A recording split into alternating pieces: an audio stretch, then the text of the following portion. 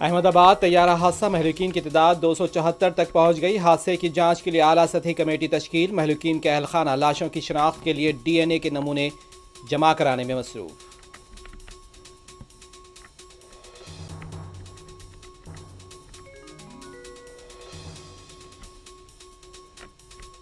महलूकीन की शनाख्त के लिए फॉरेंसिक टीम दिनों रात काम कर रही है। गुजरात के वजीर दाखिला का फॉरेंसिक साइंस टीम के साथ मीटिंग के बाद मीडिया से बातचीत। डुंडीगल एयरफोर्स एकेडमी में कंबाइंड ग्रेजुएशन परेड का इनेकाद। ग्रेजुएट फ्लाइट कैडेट्स का शानदार परफॉर्मेंस।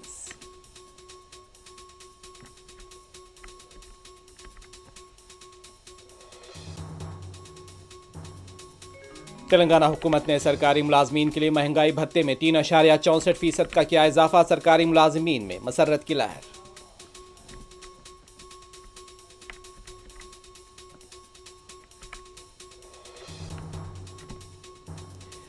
ईरान ने इजराइल पर मिसाइल हमलों की बौछार कर दी। 2000 मिसाइल दागने का दावा।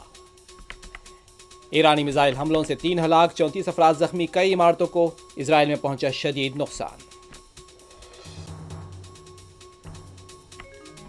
ईरानी हमलों के बाद इजराइल भर में फिजाई हमलों के सायरन बज गए। धमाकों से गूंज उठा दारुल हुकूमत तल अवीव।